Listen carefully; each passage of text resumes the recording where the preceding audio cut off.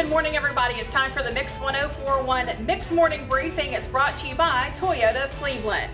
Topping our news today, following an investigation by the Bradley County Sheriff's Office Criminal Investigations Division, 3 people have been charged for introducing contraband into the Bradley County Jail. One suspect is David Branson, a former corrections officer of the facility. In August of 2020, investigators with the BCSO drug unit were made aware of an inmate and civilian who were conspiring to smuggle items into the jail. As the investigation unfolded, Branson was observed on security footage retrieving and delivering contraband into the jail, providing it to inmates. 3 days later, following an interview with investigators, Branson was immediately terminated and released in order for further investigation to occur. Evidence from the investigation was presented to the Bradley County Grand Jury on March 3, 2021.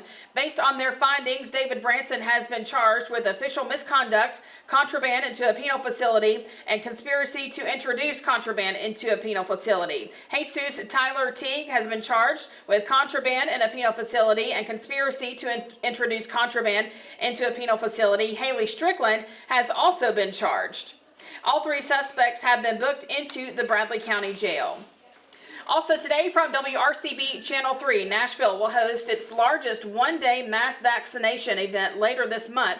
Metro health officials say they would make 10,000 appointments available during a drive-through vaccination event at Nissan Stadium on March 20th. The appointments will be open to people in Phase 1A, 1B, 1C, and those 65 and older. People who attend the event will receive a 1-dose Johnson & Johnson vaccine. City health officials say this March 20th event would not be the only one for Nashville. And finally today from News Channel 9, the Tennessee Department of Correction has ordered 2,000 doses of the Johnson & Johnson vaccine and 980 doses of the Moderna vaccine to be distributed to inmates who are 65 and older or who have health conditions that put them in groups already given priority status by the state, according to a department spokesperson. The department's announcement came 2 days after the Associated Press reported that an influential advisory panel tasked with determining eligibility for the vaccine in Tennessee determined that inoculating inmates as part of a priority group would result in, quote, lots of media inquiries. The Department of Health said Tuesday that the state's position has always been that any eligible person may receive the vaccine regardless of employer, employment status, or the setting in which they live.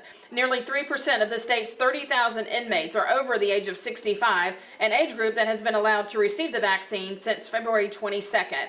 That's the Mix 1041 Mix Morning Briefing, brought to you by Toyota of Cleveland.